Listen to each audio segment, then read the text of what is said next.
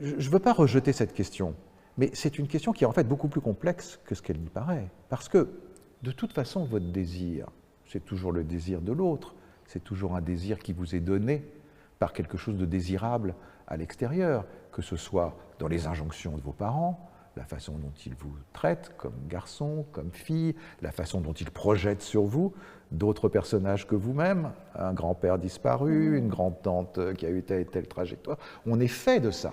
On est fait d'identification consciente et inconsciente à ce qui nous entoure. On n'est pas des isolats comme ça, avec un pur désir qui serait le nôtre et qui n'appartiendrait pas au socius au sens large. Donc, cette question-là, évidemment, elle se pose, c'est-à-dire que, oui, il peut y avoir identification à tel destin, à tel genre, qui tout à coup vous apparaît beaucoup plus désirable que le vôtre, mais tout ça, ça fait partie des parcours communs de chacun. Et comment dire, on ne va pas plaquer sur quelqu'un qui n'a aucune interrogation de genre et aucune interrogation sur son identité, le fait que tout à coup, il va rentrer dans un destin qui n'est pas le sien. Et je dis ça parce que là, je m'adresse aussi aux familles, parce que beaucoup de parents, évidemment, enfin on en parlera peut-être, mais beaucoup de parents sont dans l'angoisse, évidemment, par rapport à ces parcours de leurs ados et des jeunes. Ils ne savent pas très bien comment faire. Et puis certains parents me disent, mais je ne comprends pas, c'était un garçon, il jouait au foot, et puis tout à coup, du jour au lendemain, il est venu nous dire qu'en fait, il voulait être une fille, et qu'il n'était pas dans le bon corps, etc. Et ils disent, mais il a été ensorcelé, ou il a été comme ça... comme s'il y avait un prosélytisme, d'une certaine manière. Oui, c'est comme s'il était rentré dans une secte, avec des associations très prosélytes qui, comme ça, voulaient le convertir, disons, à leur truc.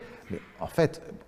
Quand on travaille avec eux, avec ces situations, on voit que les choses sont beaucoup plus complexes que ça, que effectivement c'est des jeunes qui avaient des interrogations depuis toujours, qui n'en parlaient pas, qui les masquaient, qui avaient beaucoup de honte par rapport à ce qu'ils ressentaient, qui ne voulaient pas mettre leurs parents en péril ou en danger.